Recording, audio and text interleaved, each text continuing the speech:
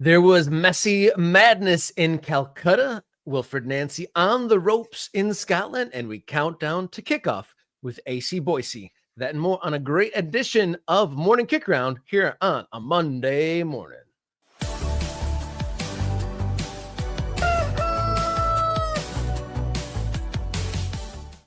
Hello and welcome to the show. You found your way to Morning Kickaround, the show where we dot the map of the American soccer landscape. I'm Robert Kerr, local soccer guy, and to my side, I got radio soccer guy Jason Davis. Welcome on in. How you feeling, sir? I'm good. Happy Monday. We creep closer to the big holidays, so everybody, I imagine, is out there scooping up all their gifts.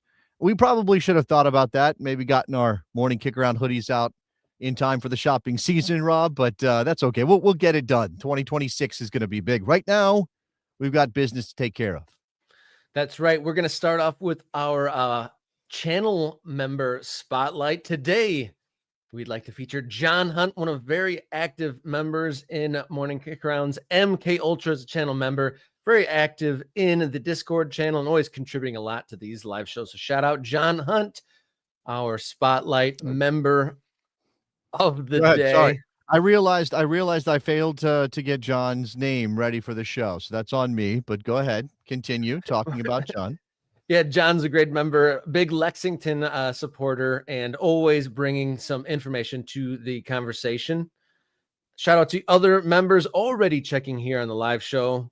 We got our guy checking in from Raleigh, North Carolina. Good morning from Fayetteville, another member out there in the Carolinas. And then Chris, always bringing the coffee and the vibes on the morning shows. And then if you'd like to support the show, become an MK Ultra. Just costs a couple dollars a month, and you get priority comments on screen during these live shows. You get bonus content and access to the Morning Kickaround Discord server. We got threads on all the great American soccer conversations from local all the way on up to MLS national teams and more. If not, just hit that subscribe button. Doesn't cost you a darn thing. You know what else doesn't cost you anything? Telling your friends, family, and fellow soccer lovers about Morning Kickaround. We have a great feature at the top of the hour at 10 o'clock. We are going to talk kit design. We are going to get the nitty gritty, maybe see some alternate looks for what AC Boise released just the other week. It's a good tease. I think that process, the jersey production process, the design process, how does this happen? I think is a mystery to a lot of people. And especially when it comes to a club, we got a lot of bespoke jersey makers out there, and they're great. But when it comes to AC Boise, they obviously want a partner who's going to help them put together their first ever look, right? First impressions and all that, Rob. So yeah, this is going to be great. Yep. Before we get rolling, another few shout outs from members in the chat coming from Chattanooga. What's going on, Matthew? And then Sluggo. Can't remember where he's from, but he's checking in again. And we got Tom. I believe my man Sluggo is from Omaha, or just outside of Omaha is where my man Sluggo is from. If I'm wrong about that, Sluggo, correct me, but I think that's correct. And we got Tom the Soccer Zombie, always a great voice in the chat, checking in from St. Louis. We're going to touch on coaching carousel a little bit. Wilfred Nancy on the ropes, Messi madness over in India, and an AC Boise breaking down their kit design. So let's get going. Let's get to it. Our long balls here on Morning Kickaround.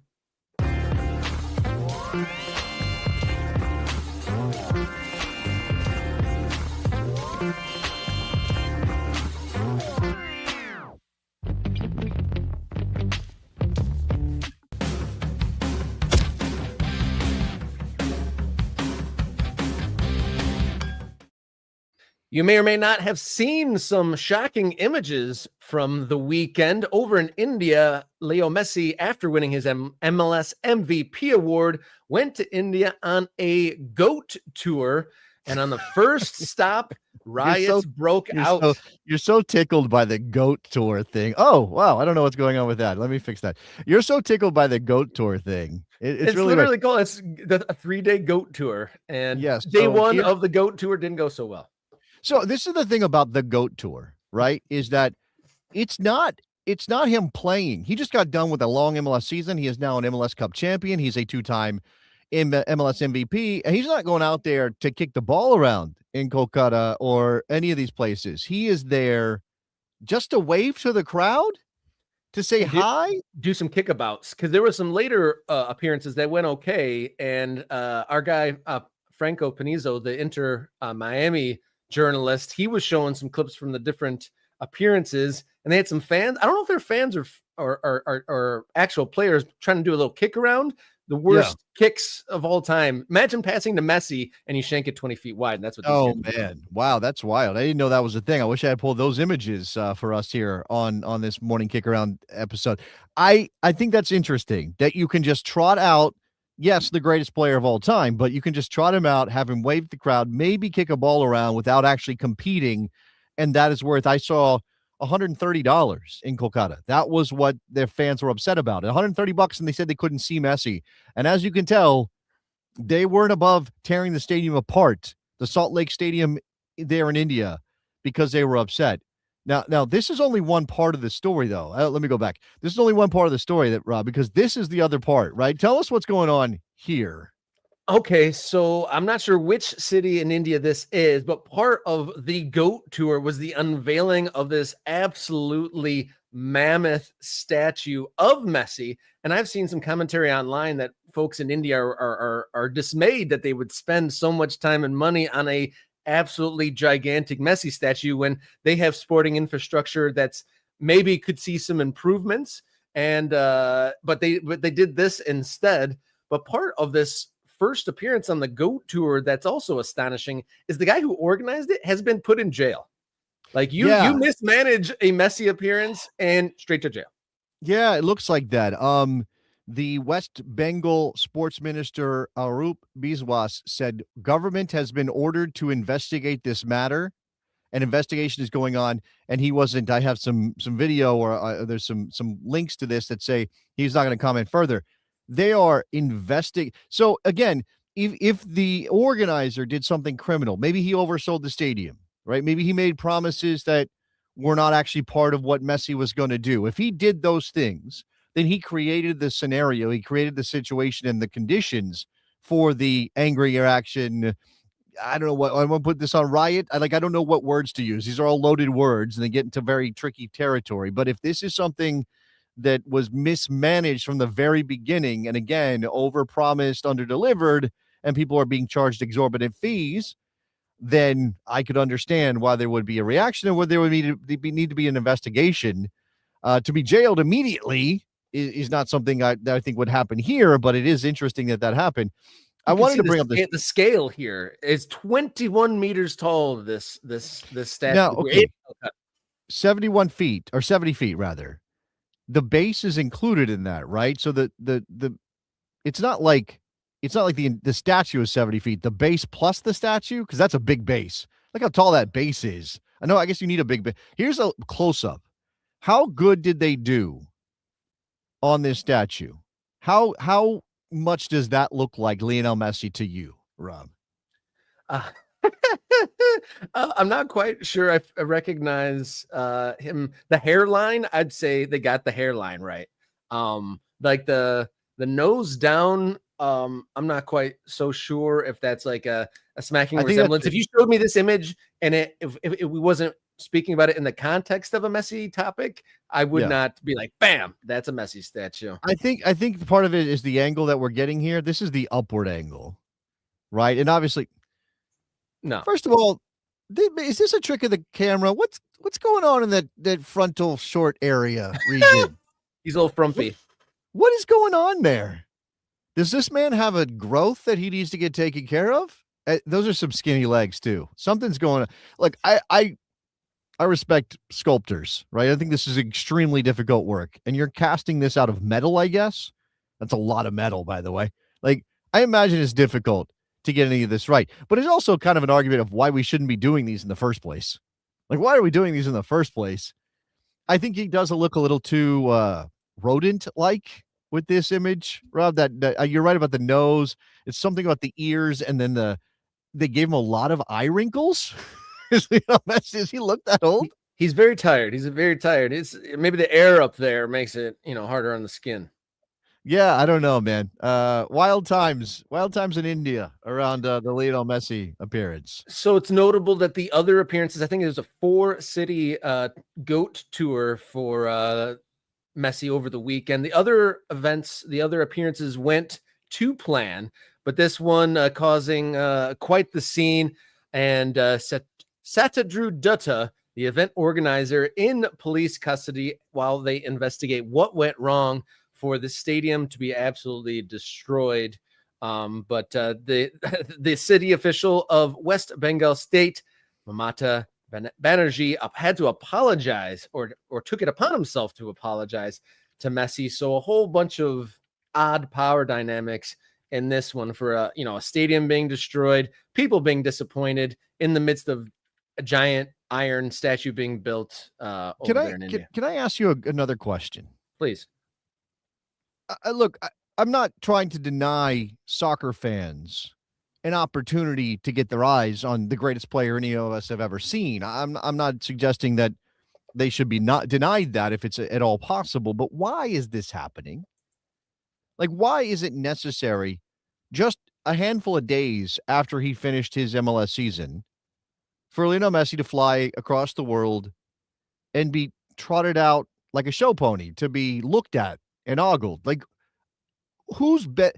Obviously, we're talking about the organizer here going straight to jail. This is lots of Parks and Rec references come up to me, but straight to jail. Messi doesn't need the money, right? Who's benefiting from this? Now, I see greed popping up in the chat. Yeah, it's obvious. I'm not saying it's not obvious that this is greed, but I guess I'm kind of I'm trying to unpack whose greed is most pushing this forward.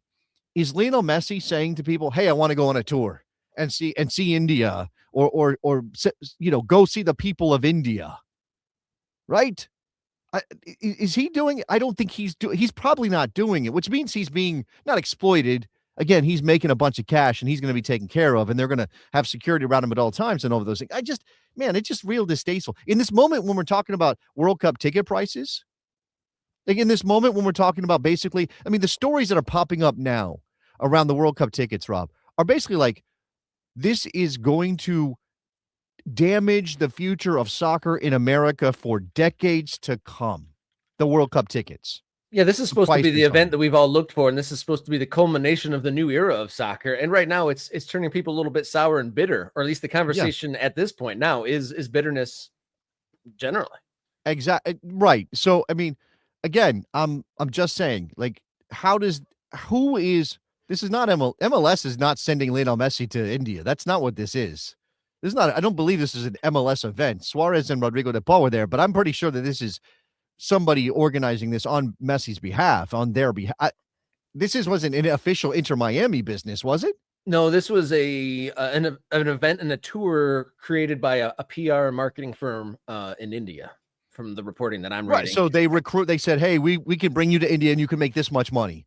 And Messi and Suarez and de Paul and some hangers on and whoever else decided to do this. And now we've got, again, unrest in the stadium and a 70-foot statue nobody asked for. Okay. It took them 40 days to build, apparently, and the tallest the sculptor had ever made. I would bet. It's great. Not too many 70-foot statues out there, but interesting story nonetheless. Moving along to the east, across the Atlantic this time, former Columbus Crew head coach Wilfred Nancy, 3 games into his Celtic career, and he has lost all 3 of them. And the Frenchman is under considerable pressure, and talks of him losing his job are already in the mainstream in Glasgow. So obviously you don't get results, you get pressure. That's the bottom line. And you're managing at a club that, especially within Scottish football, sees themselves as the chosen ones. This is supposed to be, you might be able to go and lose a game in Europe and it not be the end of the world. People will be upset. They want to succeed, but I think there's got to be some realistic view of what Celtic can be in world football. But if you lose games, this was the Scottish Cup final that they lost, right? Yeah, To St. Mirren. If you so far he lost by 1 goal to Hearts, and then in the Europa League he lost 3-0 to Roma, and then just now the worst one, a 3-1 loss to St. Mirren in the Scottish League Cup. The loss to Roma was at Celtic Park, right? So again, whether or not you get a pass on that, the timing is not good. You'd already lost a game against Hearts, playing the top team in the league. Yes, and then a Roma team that Celtic is always going to have a tricky time. By the way, not that anybody looks at that Hearts leading the league thing and goes, "Oh, well, that's okay that we lost." Not that anybody does that. Not at Celtic, certainly. But it's again, Hearts first game tough. It's not a light cupcake. No, sure. And he wasn't gonna get fired off his first game, but he had backed that up with the loss to Roma, and now he's backed that up with the loss to St. Mirren. Right? You see the headlines that I'm popping up here from overseas. 7 pundits turn into embarrassing Celtic as Wilfred Nancy sympathy only goes so far. Now, there is, and I'll get to this comment here in a second, this response in a press conference after the St. Mirren loss. Martin O'Neill, who got the job when Brendan Rodgers left Celtic, as sort of, whether he was always kind of the interim guy. He's 71 years old. He's obviously been a figure at the club in the past. They brought him back. And they said, okay, hold the con while we go look for somebody. Then they hired Wilfred Nancy. Martin O'Neill exits. And now on the back of the 3 consecutive losses for Wilfred Nancy, Martin O'Neill is doing interviews with TalkSport and such. And he's saying things like, give him time. I back the manager. Give him time. Because, this is the fraternity, right? This is a coach recognizing a guy who's not desperate for a job and doesn't want to just undercut Wilfred Nancy, saying, and probably wants Celtics to succeed, saying, hey, give the guy some time. But he also, in that same interview, said, I would have stayed if they had asked me. They didn't ask me, so I didn't stay. And again, this is the record that no Celtic manager had ever lost their first 2 games. Wow. In the history of Celtic. Because again, you're playing so many of those games within Scotland where you were supposed to win games, right? We beat everybody, and then we play Rangers. And then we beat everybody, and then we play Rangers. Yeah. Europe is different, obviously. You throw that in. Now, here's the response that Wilfred Nancy gave to a question about him taking this job. Reporter said, no regrets that you took the job when you did. Nancy said, I don't understand the question. The reporter said, you could have maybe taken the job at a different time. Any regrets to come in with these massive games, right? First place Hearts, Roma in Europe, and then this game, I guess, St. Mirren in a cup final. No, I am not like that, or in a cup game. I know why I am here. I am happy to be here. I knew about the challenge. Like I said before, I accept the challenge. I don't think Wilfred Nancy is going to go shrinking away from this job. But this is a unique situation where the question is he a bad coach or is it a bad situation? And if it's the former, you fire him. You fire him because he's bad. You don't keep a bad manager around, you fire him. If it's the second, if it's the latter, then you have a really tough question to answer, which is how much struggle can you stomach before it gets better, right? You think about Manchester United down the road, down south. Ruben Amorim got a lot of time when people were saying, it's over. He can't do it. It's the wrong fit, et cetera, et cetera. He got a lot of time, and things have started to turn around. We're ahead of their Monday night football matchup today, but things are starting to turn around enough that you can say, okay, maybe they made the right choice. And I definitely think that there is an issue, a tension between the sunk cost fallacy, which is we've already put so much time in, we can't justify letting him go. We've already done all this. How can we how can we cut ties now? How can we cut him loose now? And the issue of you need to cut ties, you need to let him go when it is clearly not working, or there doesn't seem to be a way back.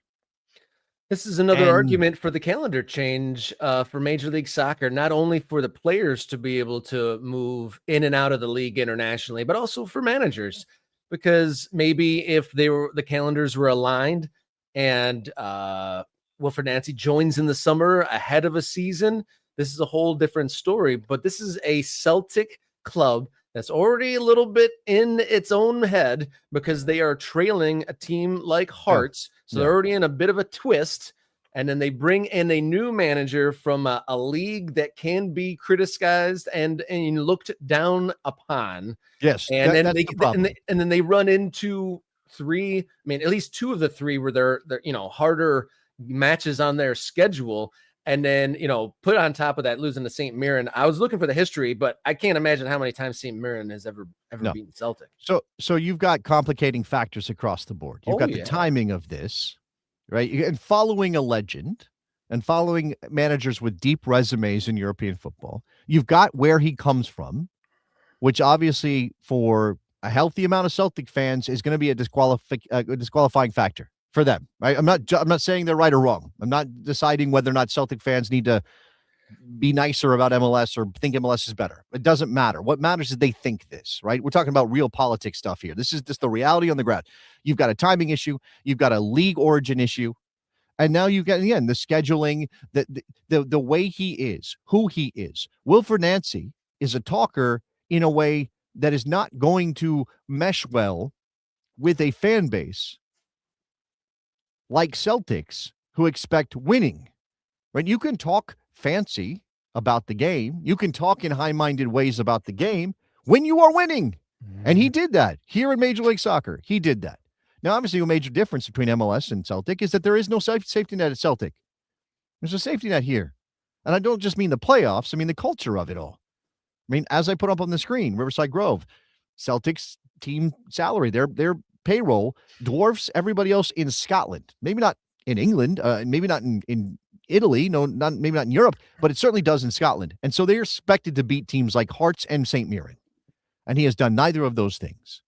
So are we looking at a very quick end to Wilfred Nancy's time in Celtic? I hope not, for his sake and for Major League Soccer coaches' sake down the road. But I feel like he can recover. The Celtic are 6 points behind with 2 games in hand on Hearts at the top of the table. They have a game against Dundee on Wednesday and then another at the weekend. So in theory, if you're results based, that's very tricky conundrum to be in. But he could win 2 games, tie it, and save himself, and then turn a corner.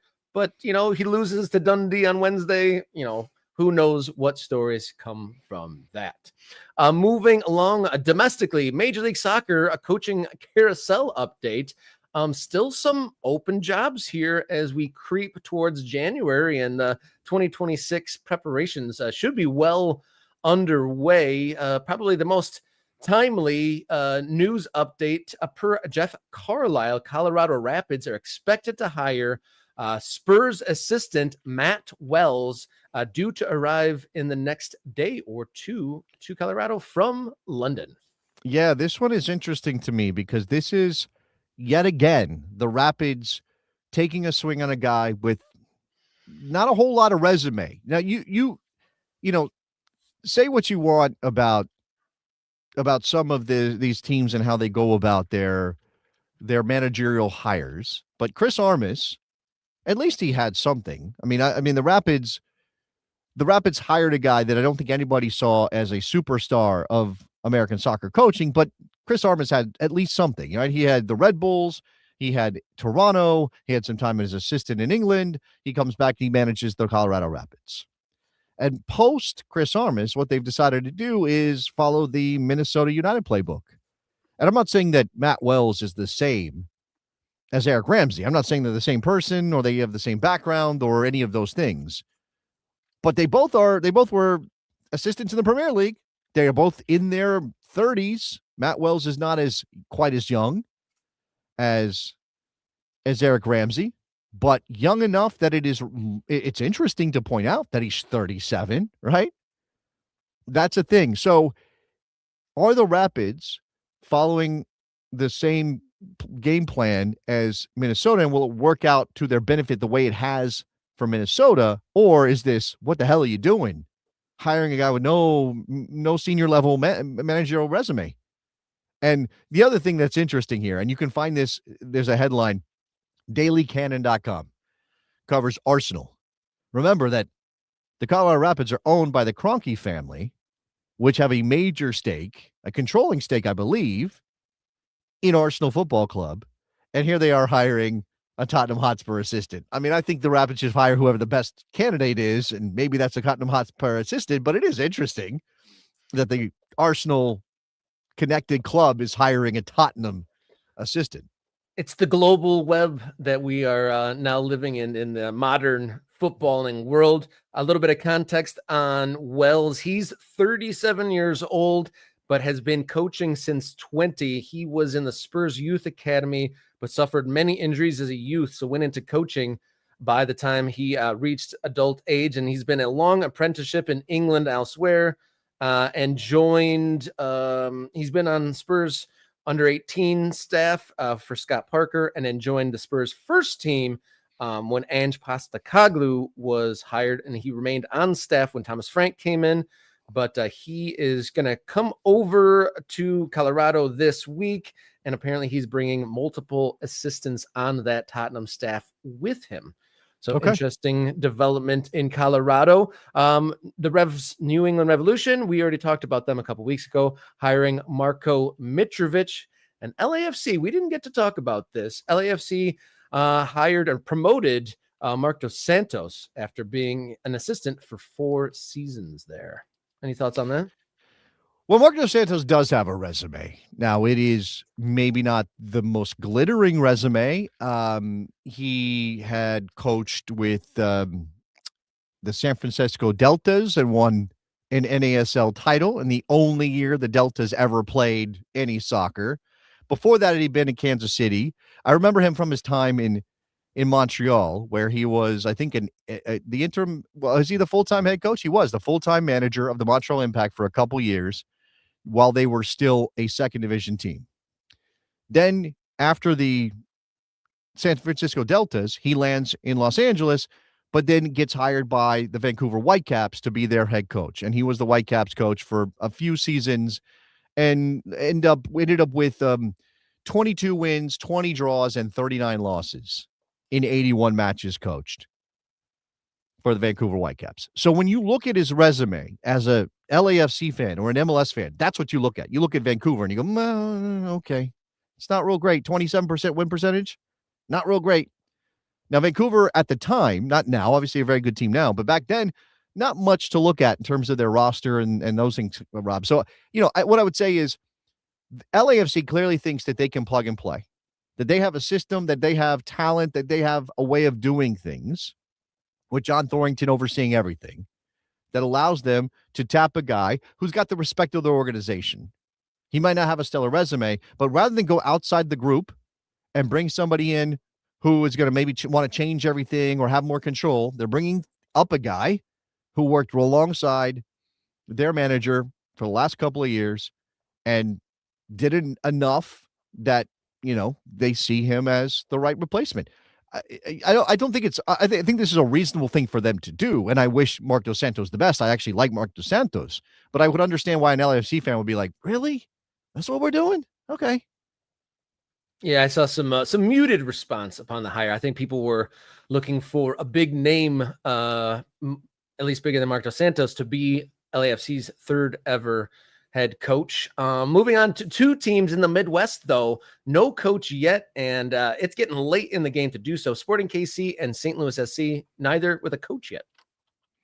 Yeah, those interesting, those jobs. How attractive are those jobs, Rob? Just briefly. I mean, Sporting is not a big spending side, right? They had success under Peter Vermees to a certain level, but not enough that you could say, wow, that's one of the marquee teams in the league. I think Kansas City's a nice place to live. I'm not trying to undercut that. But, man, I don't know. And then St. Louis, man, they really hit the reset button hard. They hired Corey Ray, who had been in Montreal. He's their new sporting director, takes over for Lutz Pfannenstiel, who was the genius behind that team. Remember, they were like, oh, we don't need to sign a bunch of big-name DPs, and we're going to bring kids through the system here in St. Louis. We got so much talent, and we're going to be successful. And Lutz Pfannenstiel presented himself as a guy who's going to crack the code in MLS. And he did not. And now here they are. And I believe John Hackworth has also left the club. He was technical director, I think, so overseeing the academy system there. Guys with deep ties to academies had been in Philadelphia. John Hackworth had been in Louisville, and now he's off to the Naval Academy. So they're having to hire a couple of big positions at that team, and obviously the highest profile one is head coach. Yeah, no doubt. We'll see how that plays out. And you got to think that it's late enough in the game for this non-hire or yet to be announced hire. You got to think that that's affecting their 2026 plans in a big way.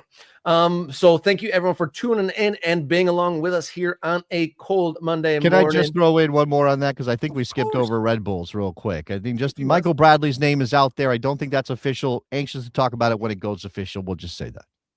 Indeedly do. And thank you everyone for tuning in. Hit subscribe button. Doesn't cost you a darn thing, but it helps support the show. Become a member. We've been featuring member comments on screen. Be a member to do that. Be like John Hunt, our spotlight member of the day, mixing it up on live shows as well as in the Morning Kickaround Discord server. Become a member to get all those perks. All right, our guest is waiting in the wings, so we're going to move to our next chapter of Monday's show. We're going to get to episode 2 of AC Boise, Countdown to Kickoff here at Morning Kickaround.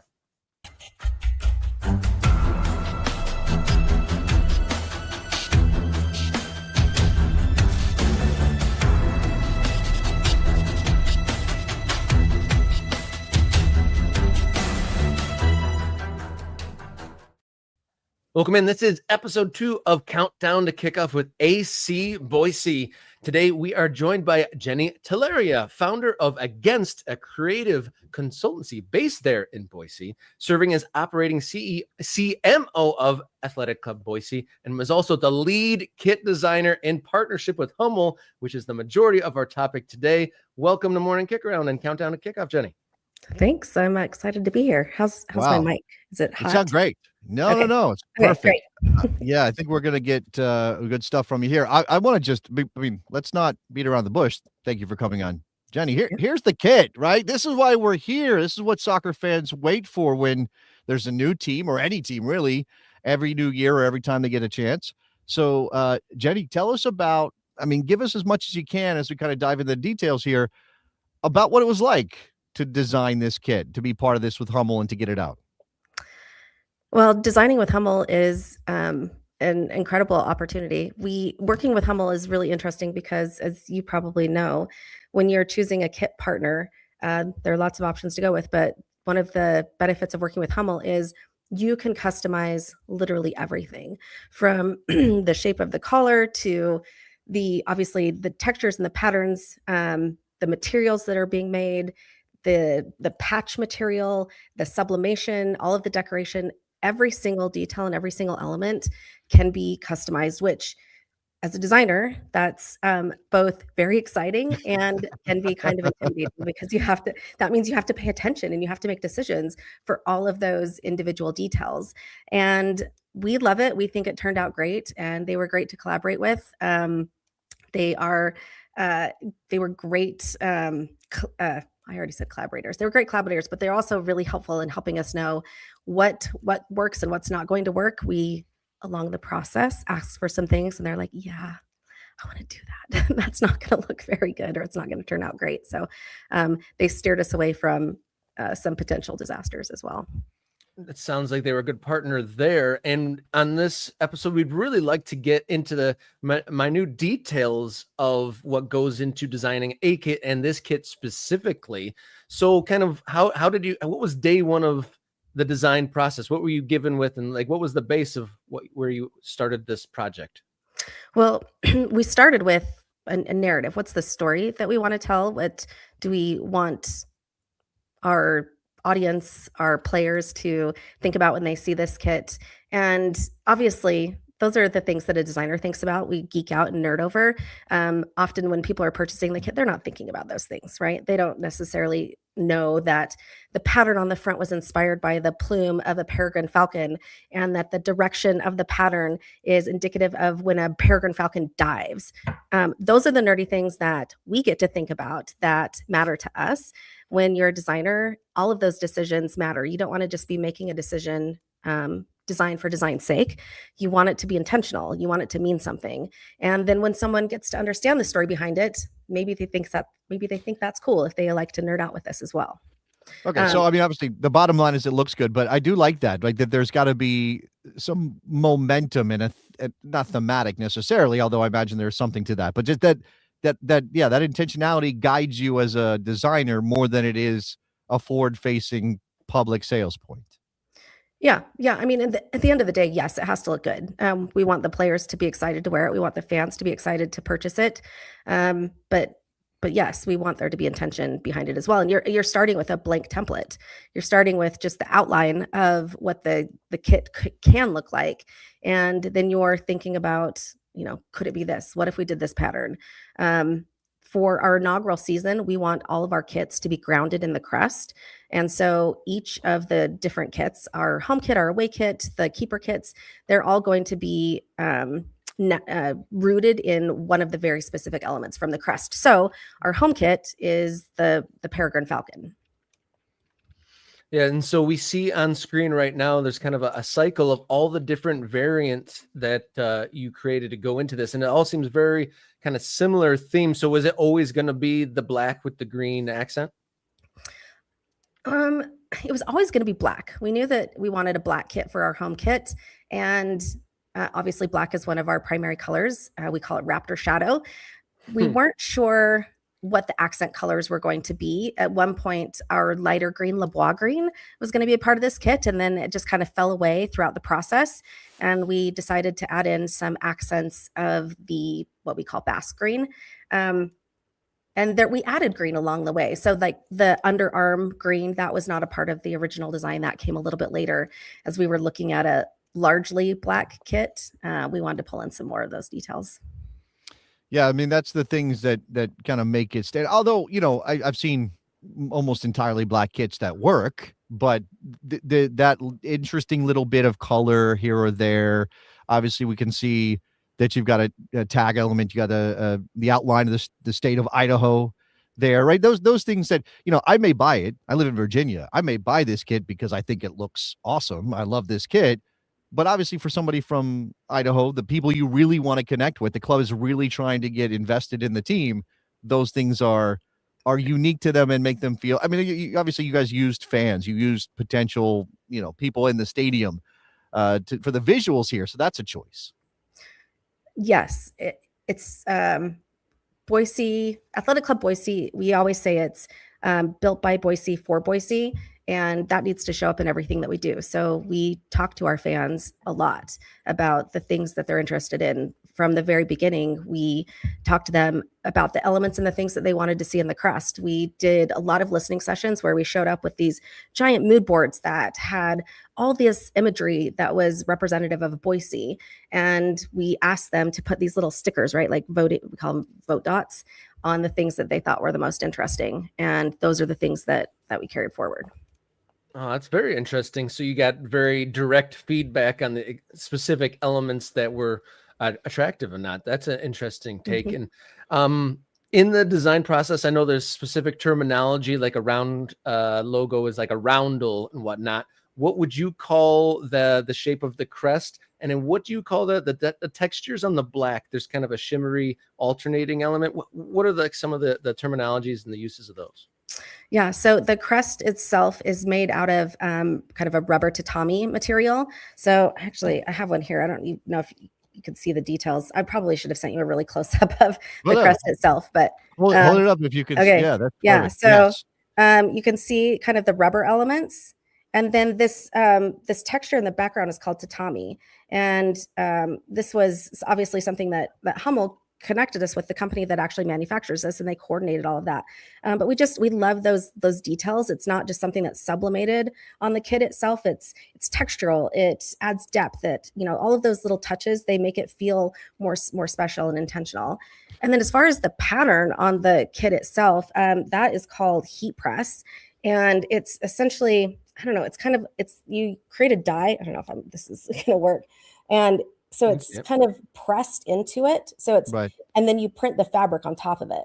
So it creates this kind of shimmer effect that, in certain light, it comes to life. What's interesting is that these are all choices that add to the cost of printing the kits, of making the kits. And, this is a moment when people are sort of always talking about prices and things like that. I mean, ticket prices but when the club tasked you with designing the kit and working with Hummel and figuring these things out, is there a guideline on any of that with the acknowledgement that, obviously not every kit you make and sell is going to be authentic, but the ones that are, or the ones that you're trying to replicate, the authentic kits you're trying to replicate, how do you do that and make people feel like they're getting what they paid for and it's of good value?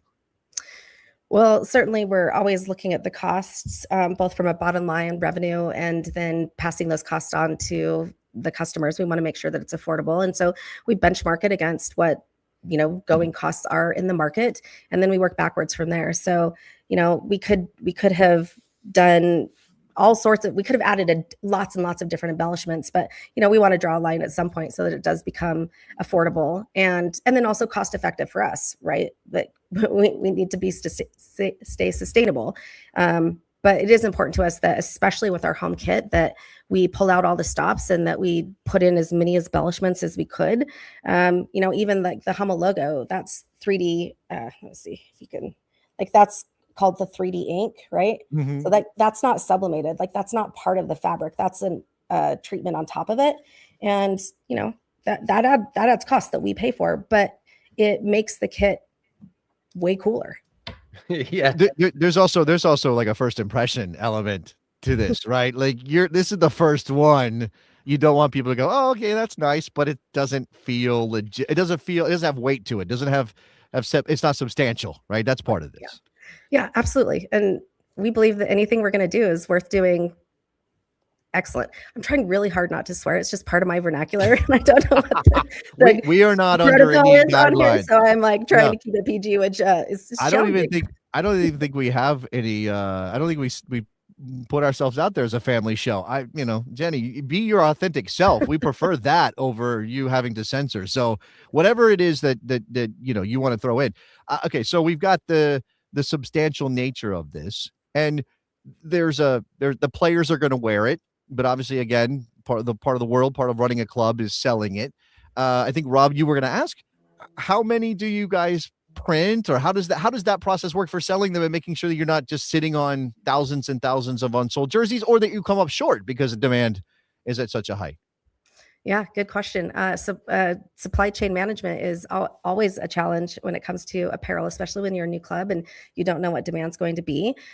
We look at things that are suggestive of what we might sell. So, for example, we had 4,000 people show up to our crest reveal, and the fans have really shown up. Boise has really shown up. They're super excited about this club. And so our initial order was 5,000 kits, and we're moving through them like wild. We've had some pop-up shops downtown. We, of course, had our kit reveal event where we sold them, and they're available online. Our stadium's still under construction, so we don't have a team store just yet. So we are trying to find all of those opportunities to sell the kit and get it into the hands of the people who want it. And of course, it's the holidays, so perfect timing for people to, hopefully purchase it and have this underneath the tree. Exciting that the sales have gone well so far, and there's been such a good and positive reaction. Like Jason said, this kit essentially an introduction to the world. You're bringing from nothing to something, the AC Boise's first kit. To the design elements, though, what was the biggest hurdle or the hardest decision that you've had to make in this process till now? Oh man, that's a good question. Probably just deciding which elements we wanted to focus on which kits. So we've got an away kit, we've got a third kit. I don't know if I'm supposed to say that, but we're going to have a third kit. Yes. We've got a handful of keeper kits. And so deciding which element of the crest and narrative were we going to attribute to each of those different kits. And obviously I can't give anything away as far as themes or colors, but those switched. At one point, our third kit was a keeper kit, and we decided, man, fans are going to love that. We can't just relegate it to a keeper kit. A lot of people don't purchase the keeper kit. Let's put it as a third kit. And so get excited for that. We're excited for that. It's going to be cool. But yeah, it was really just finding that fine line of editing yourself, and then which elements are we going to pull forward in all the different kits. When we talked to Brad last week, we had the video of the reveal and everything going on around all of this, and sort of the excitement within the city, and we have already talked to some other people launching clubs next year, and they talk about the timelines here, right? And getting things done when you need to get them done to hit certain benchmarks and all of those things. Give us a little sense of that. I mean, what was the timeline like when, what kind of deadlines were you facing? And ultimately, did you have to maybe not rush decisions, but make decisions before you felt completely ready for them? As a designer, we always say that you're never finished, you just run out of time. And so that was certainly the case here. We just kind of, so it's like, it's got to go to print, it's shipping. But we started in July, which might surprise some people, that this is a pretty lengthy process, and not necessarily from the design perspective, but the manufacturing, making sure that we're giving the manufacturer enough time to turn things around and, ship things where they need to go all over the world.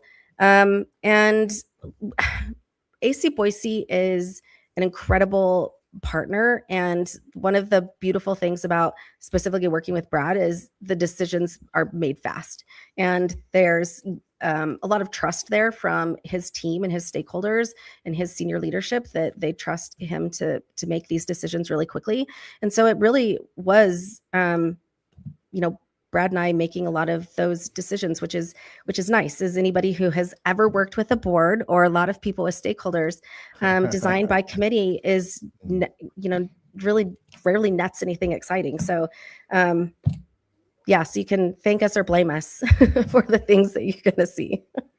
Exciting times ahead, and you're in the thick of it still as we count down to kickoff, and we're detailing the design and the process of this first kit. And you said there's many as 3. When will fans maybe get a look at one of these other looks? Well, speaking of timelines, we spent the majority of our time building out the whole narrative for planning out, what do we want all of these various kits to be, and then really drilling down in on the home kit and what do we, bringing that to life. And then as soon as that was done, we jumped right on the rest of the kits. So, but they're going to be coming in hot. Our season starts in March, so it's December something. They're between December and March. That's when they're going to see them. It's going to be closer to March. Yeah, we took our best shot at the actual days. I know that there's a game in Sarasota in early March, so we're putting 82 days until that game in Sarasota for AC Boise as they start life as an actual soccer playing team. One thing before we finish off with this, Jenny, the other thing that I think is fascinating from just thinking about as a civilian, as somebody not involved in marketing or any of this. So you've got excitement in the town. How do you kind of gauge that relative to what you need or obviously there's no ceiling. You want every single person in Boise to care about this team. But at what point do you feel like, we need to do something? Obviously, activations and things in the community, but maybe even getting the jersey or the badge in the right hands or for certain people to kind of help spread the word. How does that process work? That is a good question. We're always trying to get it in the hands of people who are going to talk about it and be excited about it. In our kit reveal video, we had a little cameo from the mayor, and she's been incredibly supportive all the way along and excited to, get her kit, and has shown up to all of our events. Does everybody buy a kit because the mayor's wearing it? Sure. No. They wear it because the person that they admire does, or the cool kid at the school's wearing it. I've got kids. They're cool. Put it on them. See if they can. Did you send your kids to school in the show? Is that something? I probably should. They're basketball kids, but I'm like, okay. You are going to be soccer kids now. Look, I got 2 nephews and a niece in Meridian, and the nephews are baseball kids, and I'm like, how do I get them into this? I might have to do my own things in the community to help you guys out. Yeah, there you go. Spread the word. So, Uncle Jason, it sounds like you need to mail some AC Boise kits to your relatives out there. I do. I got to figure out how to get them hooked in. Absolutely. Next time I talk to my sister, I'm going to start sowing those seeds.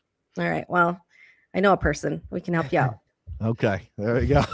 Founder of Against and operating CMO of Athletic Club Boise, Jennie Telleria. It's been a pleasure. Thank you so much for walking us through your kit design for the debut for AC Boise. Anytime. Thanks so much. All right. Thank you so much for joining us here on episode 2 of Countdown to Kickoff AC Boise. Great look at all the different details of the kit. Really enjoyed that conversation.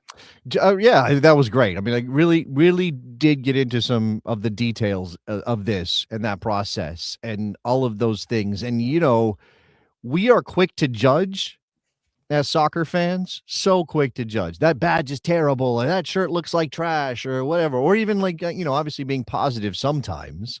But I do think soccer fans are extremely critical. And what we don't always know is what goes into it and what the thought process is. I mean, how many times have we seen one of those badge explainers and we've torn it down, Rob? We said, Just roll our eyes. Just roll our eyes. That stripe means the river. Come on.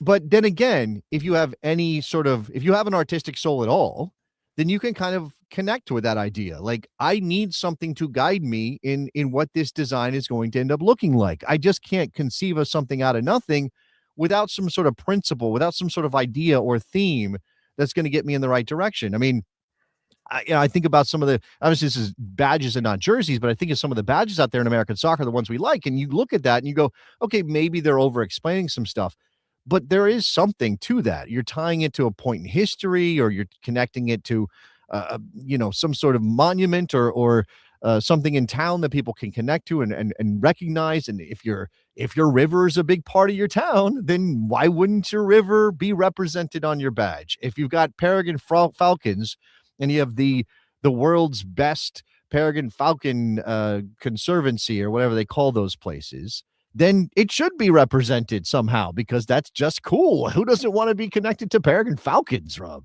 One of my favorite parts of that interview was the description of the black. Was it Falcon Shadow? I think that's what it was, something like that. I did like that she showed us up close, because that's another thing you can't get from this picture, right? I can't get the texture of the badge. Tatami in the badge. That's cool. Yeah, that's really cool. I mean, again, the shimmer on the shirt, which they did a great job of, because again, the left image here is a flat image. There's a little bit, you can see, like, obviously the sublimated, difference in shading, but you really get the shimmer on the one laid over the rocks, because the light is hitting it in different ways, because it's made to look, they've bunched it up in certain places, right? That thing about, okay, how do we convey to people what this shirt actually is and looks like and feels like when you touch it, when you wear it? That is really cool that she was here to tell us about that. Got some positive comments in the chat there during that conversation. Forever Lion, not a member, but has some positive things to say. He was saying that first kit will sell like crazy, and however many you print, it won't be enough. But then some of you got a little silly, and Bernard, away kits should give it not to potatoes. Come on. Yeah, they're talking about potatoes in the chat. Like, I think they're trying to give Jennie the idea that they got to go with potatoes. But on the other hand, if you're AC Boise, you're like, everybody thinks about potatoes when they think about Idaho. Maybe we want to get away from the potato thing. There's some other stuff that makes Idaho great. Do we really need some potatoes? I don't know. There's got to be something else. Good joke, but I doubt that they're going to lean into that too much. I mean, eventually they could, right? But I don't think you go, how we capture people's attention right out of the gate. Joke kid. Potatoes. Yeah. Jokey kid, or joke-ish kid, or something like that. So, yeah, look, it's tough to go. I'm going to bring it back up. It's tough to go with black and have it stand out. Now, again, black can be very wearable, Rob. In fact, here, while we're here live, let me just grab something. This is a straight up black on black with some gray, right? With some silver in terms of detail. And this is a Nashville shirt, right? Nashville SC. Sent it to me a couple years ago. What makes this one special, and I'll see if I can do the same thing she did. Hold up the badge. You got the Johnny Cash. This is a Johnny Cash shirt. And if you're into a Johnny Cash shirt, it can't be any color but black. That's what Johnny Cash wore, right? So how do you, and I'm not saying that, like, again, this is not like, wow, what a great shirt. I don't like immediately think about it when I think about my favorite shirts, but it is very, very wearable, like, because it's black. And so I like that that's a thing too, right? Sometimes you want to show out and you want everybody to notice you and see your kit and go, oh, what's that? And sometimes you just want it to look good as a civilian person. And maybe one day when we do some more kit culture stuff, we can dive into that. Like, what makes a good shirt for a person who's never going to play in it, only going to wear it either to the game or out and about? Like, what is the thing that you want? You want it to be sort of wearable. I can put it with whatever jeans or pants I have, or do you want it to stand out and sort of pop? Yeah, I've worn more purple in my day-to-day life since getting involved with Oakland County FC. Wouldn't have probably worn a whole lot of purple before that, but I also was curious. The wearing it in the day-to-day sort of consideration is I was gifted a New Mexico United, and I love it, and I think it's a very cool jersey. But I don't walk around wearing yellow very often. Like that's, yeah. that's So, something and to keep when in we mind. went to Mount Wolf, I got this is the keeper shirt, right? Yeah. Oh, Is it? This is the keeper shirt. I can't remember if it was the keeper or not. No, this is the keeper. I'm almost positive this is the keeper shirt. So again, I like this. This stands out. This is incredible. In fact, I'll probably take this with me to Puerto Rico because I think it fits the vibe in Puerto Rico. But am I going to wear it every day? I mean, not every day. But am I going to wear it regularly? Fix it, with my, put it. I don't know. It's a good question. It's a good question, but wearability on a day-to-day basis, while also doubling as something that looks good on television, looks good playing, and something that the players are comfortable in. There's a lot of considerations. Yeah, and boys, you mentioned this. Boise went with green. We've got several new green entrants into USL. In fact, I think USL League One and Cosmos are green. They're trying to own their own color of green, and we talked about their kit when Eric Stover came on. Was that last week? To the point of it in the chat, you want to own a color. Owning a color is hard when so many colors are already owned, if you know what I'm saying, right? Oh, yeah. And I do like another thing that maybe is interesting to talk about, not just with Jennie who did the shirt but going all the way back to the beginning of the process for a club like Boise. I'm sure we did the badge when it was announced, right? I know that there's a video of us doing a badge review for Boise when they dropped it before we got involved with Countdown to Kickoff. And I'm sure we commented on the green, and I'm sure they had a reason, right? This is why we chose green. Green is the color of X or Y or Z, whatever it is that connects it to the city of Boise or the state of Idaho, whatever. That thing of like, what color do you wear? Because if you wear red, lots of clubs wearing red, lots and lots of clubs wearing red. If you do blue, lots of clubs wearing blue. What blue are you wearing, and how do you make it stand out? And then again, if you go sort of off the standard colors and you say you grab orange, well, you grab orange, that's that you can own that color on some level, but you have a harder lift. Like it's a tougher job to make that sort of work all the time in a shirt. This might spill into another episode, but what are the last unclaimed colors in American soccer landscape? What haven't really been dominated and aren't already attached to someone? Are there a turquoise, or does Houston own orange? Is that already done? Do they have that on lockdown? Like, obviously, I think Orlando does a pretty good job with the purple. Yeah. I mean, yeah. Fire has besmirched it. I wouldn't say they own red because they've had such multicolored mismatchy things. They didn't even have a red kit for a while. What's out there that isn't owned? I mean, there's black kits. Yeah. I mean, there's a lot of green. I mean, Austin's trying to claim green. Obviously, Columbus does a great job with yellow and black.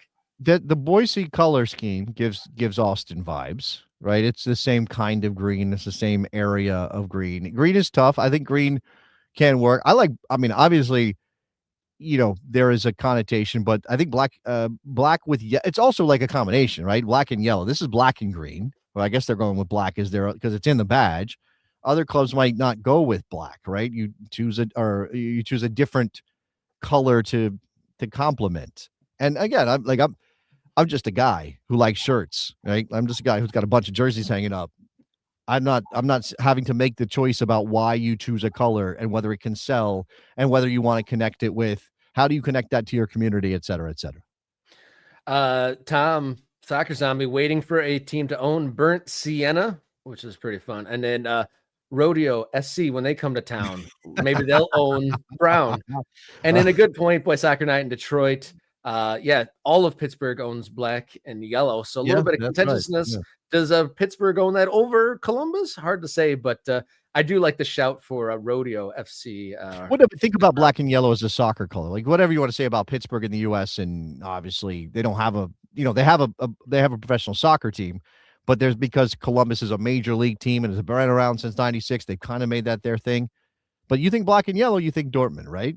Like immediately you think Dortmund if you think black and yellow in football, in soccer. So I think you can. I think it's easy to say you should own a color. It's much harder to actually go and own a color. And how many clubs have gotten antsy, Rob, after 5-10 years, and they're like, well, we gotta change, we gotta rebrand everything, and we're gonna change our logo. And then like at one point I thought the San Jose Earthquakes were gonna be more red, and then they kind of went in a blue direction. I'm not even sure what their color. Like, if you ask me what they say the Earthquake's color is, I couldn't tell you. I guess it's black and blue, but yeah, I was gonna say black and blue, but I wouldn't like. But that's a lot of the thing with Major League Soccer. You flip on like a highlight reel, and some teams you can't necessarily identify at the drop of a hat.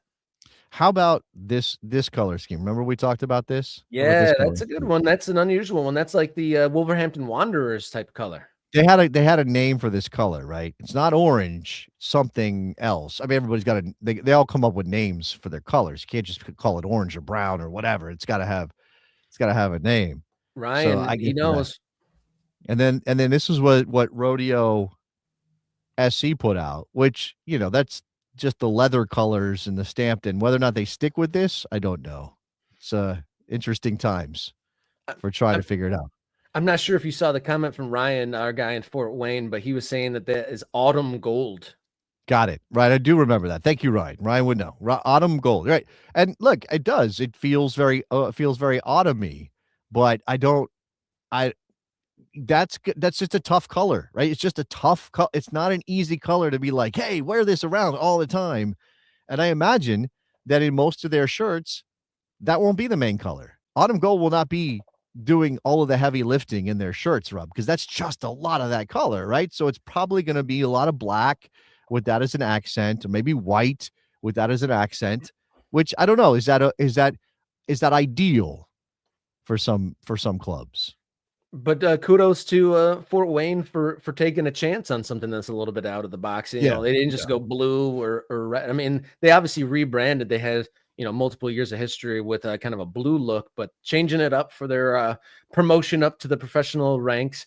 And then another shout for a team owning a color in the United States soccer is Soccer Night in Detroit. Rouge and gold in Detroit is definitely they got that unlocked. Since we're in bonus time, I want to throw this back up one more time. This is the GIF that Jennie sent over that we didn't get a chance to, because it goes very fast, and we were talking about a lot of things, but she did kind of mention these are the variations that they obviously considered. Like at one point there were white and black panels on the side. I kind of like a hip panel. I can see that they played with whether or not that Paragon texture was going to be across the whole shirt, whether it was going to be all in one direction or if it was going to converge. Like you can see the several different things happening here with because it's all black shirt, but there are so many different things they can do that aren't just to add to the black shirt. So I thought that was interesting. Yeah, it definitely is. And I like to see this whole process. I like that they shared all this with us. And that's one of the great things that we're doing with Countdown to Kickoff is we're getting a little bit more detail, a little bit of a peek behind the curtain with these new teams coming to USL League One that we wouldn't ordinarily get without our feature, Countdown to Kickoff. Can we also, since it came up here, shout out to Eric, who is an ultra. You can be like Eric and get your comments on screen and obviously direct the show a little bit. We're kind of in this logo and jersey area. Do you want to I know Rob, you have other business this morning, but since Eric brought it up and we do have the opportunity, let's talk about the W League team in Madison, Wisconsin. Oh yeah, this one's nice. This one came up in the Morning Kickaround members Discord channel.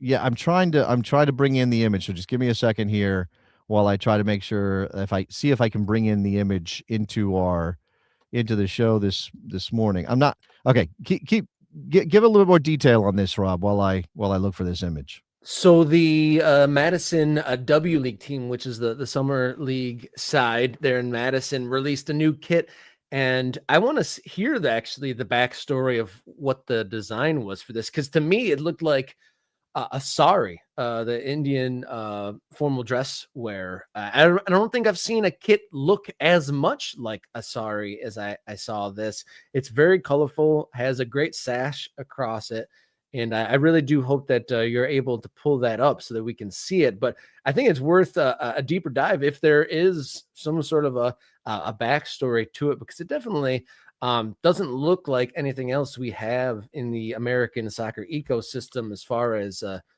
kit looks. And Okay, you're gonna get this a little quick and dirty review of this with the shirt and with the logo.